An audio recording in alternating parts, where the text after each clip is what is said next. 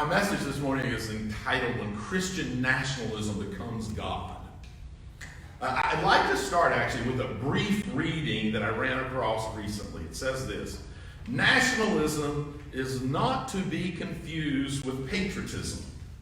Both words are normally used in so vague a way that any definition is liable to be challenged.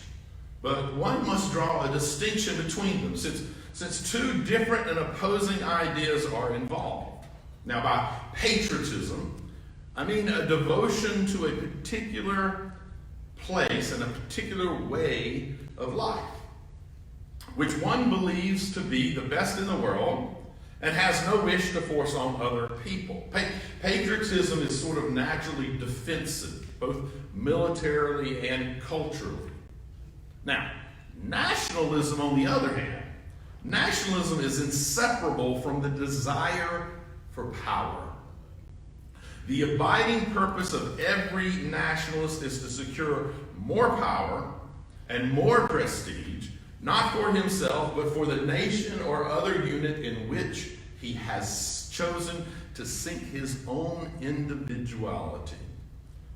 Nationalism is power-hungry, tempered by self-deception. Every nationalist is capable of the most flagrant dishonesty, but he is also, since he is conscious of serving something bigger than himself, unshakenly certain of being right. Now, that sounds like it could have been written about people in particular political movements in modern day America. It was actually written in 1945 about Nazism and George Orwell. I've read it here because I believe it's a helpful distinction between patriotism and nationalism. I also thought it was helpful to recognize that this kind of thinking is nothing new. It's not just a modern American problem. It is a problem with humanity, a problem we tend to repeat on a consistent basis throughout history, a problem that frequently wraps itself in religion and stomps on humanity, morality, and spirituality in the process. And that makes me realize that I need to define how I'm using the words religion and spirituality. The way I use spirituality is to describe beliefs and practices that give us a sense of connecting to something bigger than ourselves, and it possibly points towards a fuller understanding and meaning of life. It helps us recognize our connectedness, and it encourages us to be our better selves. Now, religion is sort of the formalization of spirituality. It tends to include ritual and obedience and dogma. Now, understood this way, spirituality is an experience that is very free and very connecting all at the same time. It frees us from what can be sometimes a mundane existence and opens us up to possibilities. It also connects us. It connects us with something larger than ourselves, and through that connects us with others who are practicing other forms of spirituality. Religion, on the other hand, tends to sort of narrow our focus. It frequently invites us to trust its leaders to the point of blind following. And it tends to be somewhat, if not outright, dismissive of other religions and even other denominations. Now, as you might imagine, that makes religion a powerful tool for those speaking power in order to gain the support of the masses. Or as Karl Marx put it, religion is the opium of the masses. In the U.S., we are living solidly in the age of nationalism. You have to look no further than the Colin Kaepernick controversy to see it. Kaepernick's the NFL player who several years ago started a protest movement amongst the NFL players and other sports figures by taking a knee during the national anthem. The idea of it was to bring attention to police violence towards African Americans, a violence which is undeniable. Now, not surprisingly, there was a whole group of folks who were very upset about it. Now, the most vocal among them speak of disrespecting the flag and disrespecting the troops who fought under that flag. Now, ironically, many of those same people choose to fly the Confederate battle flag rather than the stars and stripes in their own houses and paste it across the back of the trucks. Let me go back to that quote from Orwell. Nationalism is power hunger tempered by self-deception. Every nationalist is capable of the most flagrant dishonesty, but he is also unshakably certain of being right. Part of the flagrant dishonesty that Orwell is talking about is basically cognitive dissonance, or the ability to criticize Kaepernick for not respecting the flag while you aren't measuring your same patriotism based on your own disrespect of it. Oh, and I should mention, Kaepernick's dark-skinned. You see, the Kaepernick case also points to an even more dangerous side of nationalism that we currently are experiencing in the U.S. In a lot of ways, the nationalism that's being practiced is a response to the changing demographics of the U.S. See, folks who have long held power in the U.S. are seeing a revolutionary shift. America is looking a lot less and less like them. And worse yet, at least for them, this new America wants leadership that looks more like themselves. In other words, not old white men. The election of our first black president made this reality even clearer than ever. The old white men are losing their stronghold on power, and as Orwell says, nationalism is inseparable from the desire of power. The abiding purpose of every nationalist is to secure more power and more prestige.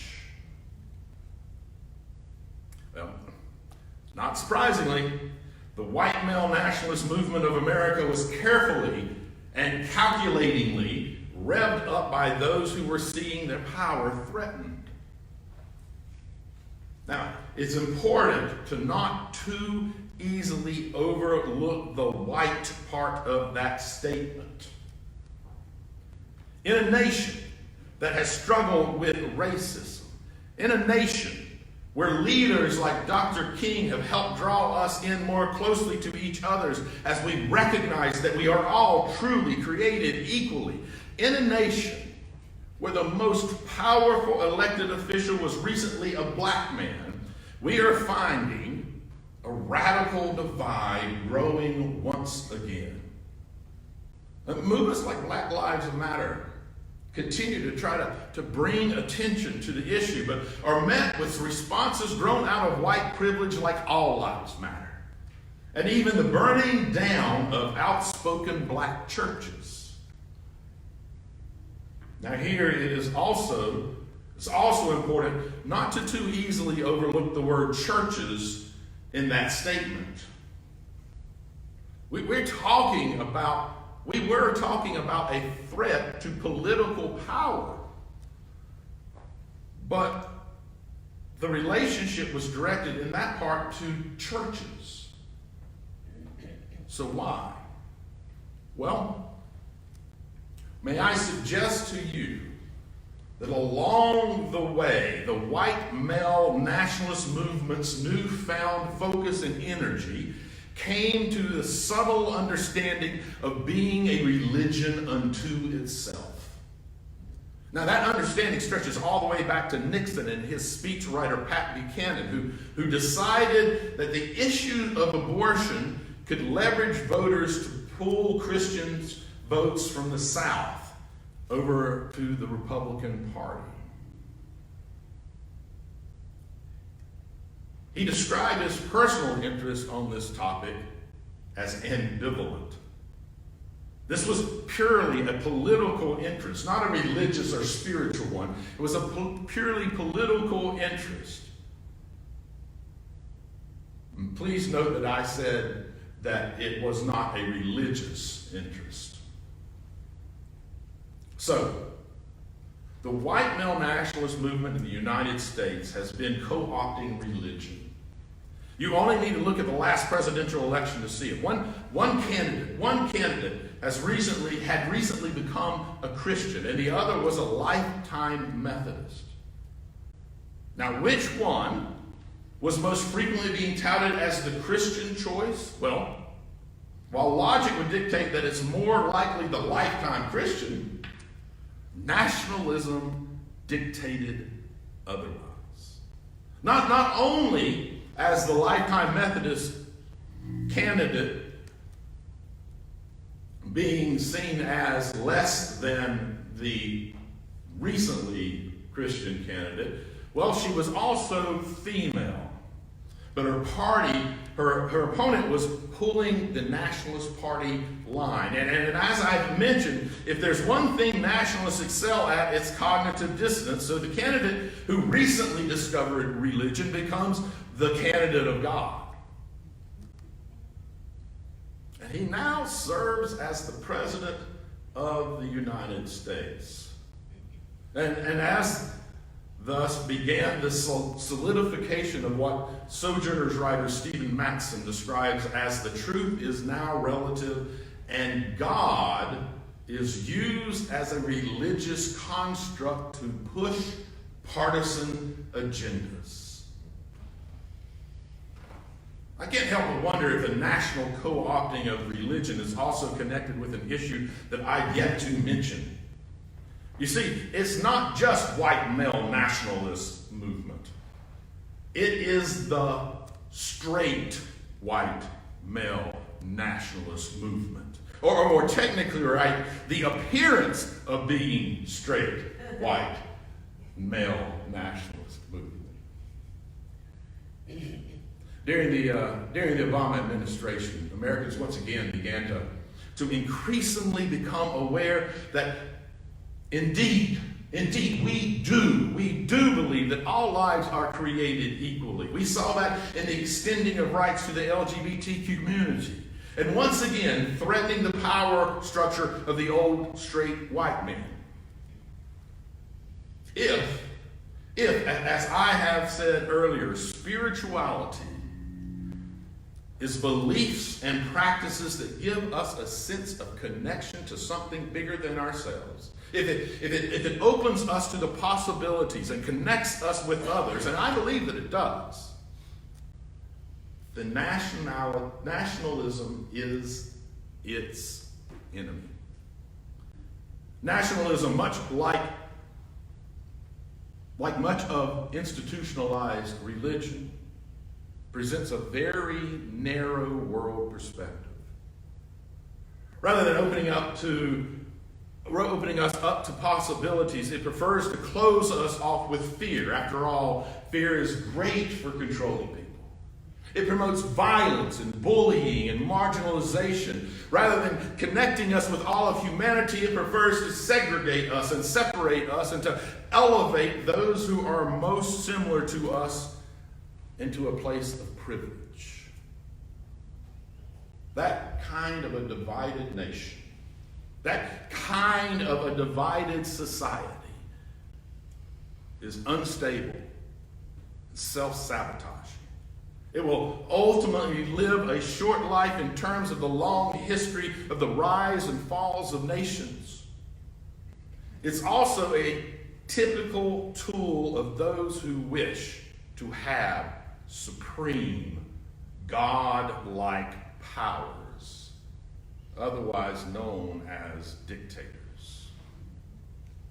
When you put it all together, while our Constitution absolutely makes no room for it, we now live in a largely theocratic nation. It is the straight white American church.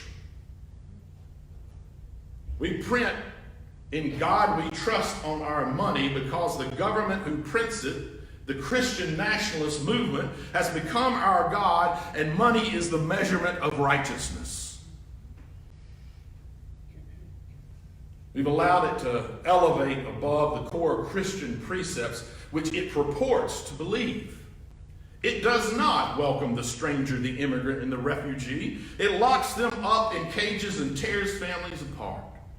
There is no value of God's love in that. It does not believe that there is neither Jew nor Gentile nor slave nor free, nor is there male or female, for you are all one. It believes that dark skin is a threat to the rightness of whiteness. It believes that it is perfectly fine for more than 40% of Americans to earn slave wages. It believes men have every right to control what a woman does with or does not do with her body. The straight white American church works diligently to keep the least of them in their places, struggling to make ends meet, struggling to put food on the table, struggling to stay cool in the sweltering heat of climate change, struggling to afford the health care they need, struggling to afford the education that might pull them out of the pitfall that the powerful have created for them, struggling to be seen as people who matter, people who deserve care, people who deserve love. In Isaiah, the Hebrew scriptures has something to say about people who promote this kind of government. It says, "Doom to you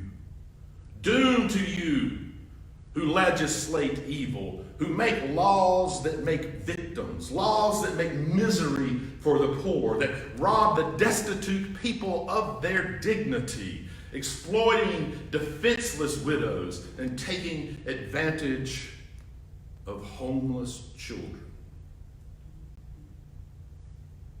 While I'm not arguing that we should have God in the government, the Christian and nationalist movement certainly is. But the reality is, the way that they practice it, there is very little of God in our government. We've allowed this nation to not just ignore the Christian precepts which it purports to believe, we've allowed it to actively thumb their nose at it at every turn. It's become a god unto itself. As C.S. Lewis says in his book, The Four Loves, love of country becomes a demon when it becomes a god.